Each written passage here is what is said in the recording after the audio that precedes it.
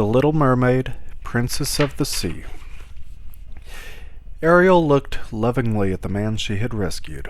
Although her father forbade her to swim to the surface, the adventurous mermaid couldn't help her desire to be part of the human world. As Prince Eric lay unconscious, she touched his face tenderly. He was so handsome. She wished with all her heart that she could remain on this beach and dance with this man of her dreams. "What I would give to stay here beside you," she sang. "What I would do to see you smiling at me." Somehow she was determined to find a way. Sebastian, her father's trusted friend, anxiously tried to persuade Ariel that she would be happier under the sea. King Triton wanted him to keep an eye on his youngest daughter, and Sebastian did not want to disappoint the king. "Down here is your home," he told Ariel, but despite his efforts to make her understand the wonders of the ocean, nothing could change her wish to be with Prince Eric. She was in love. Only Flounder, her best friend, understood. Finding a statue of the prince that had gone down with the shipwreck, he surprised Ariel. "Flounder, you're the best!" she cried. "It looks just like him."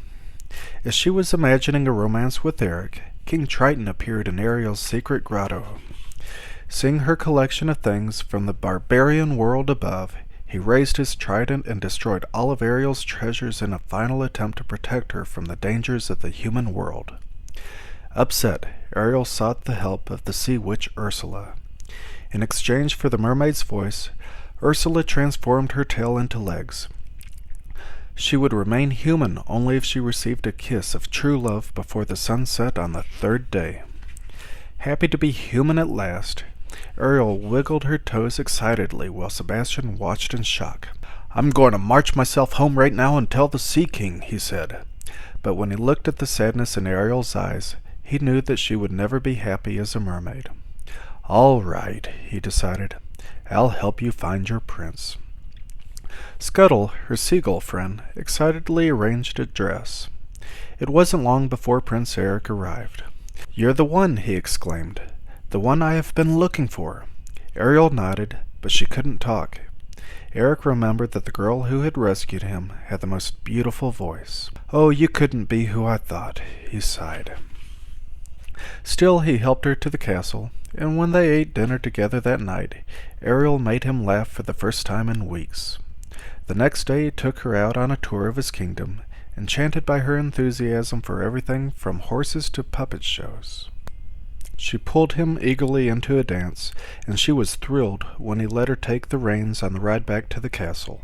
Impressed and surprised by her fun-loving nature, Eric thoroughly enjoyed his new guest.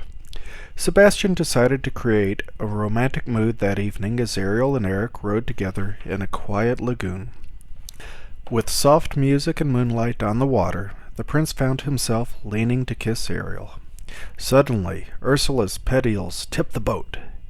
Hypnotizing Eric, the sea witch transformed herself into the beautiful Vanessa. Pretending to be his mysterious dream girl, she arranged a wedding to make sure that Ariel's plans for love would fail. Scuttle gathered creatures of the ocean to help him stall the wedding, while Flounder pulled Ariel to the ship. As her friends tugged a magic necklace from Vanessa's neck, Ariel's voice was restored and the spell on Prince Eric was broken. He ran to his true love, relieved that she had been the girl he wanted all along. But their kiss was too late. Ariel had become a mermaid once again, and Ursula pulled her into the water. "I lost her once. I'm not going to lose her again," yelled the prince as he dove into the depths of the ocean. Using strength and the power of true love, Eric destroyed the powerful sea witch. As he lay exhausted on the shore, Ariel watched him from afar. Turning to Sebastian, King Triton asked, "She really does love him, doesn't she?" With tenderness he granted his beautiful daughter her greatest wish. As Ariel married her prince, she finally knew true happiness.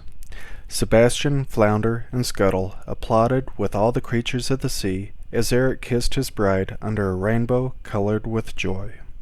The end.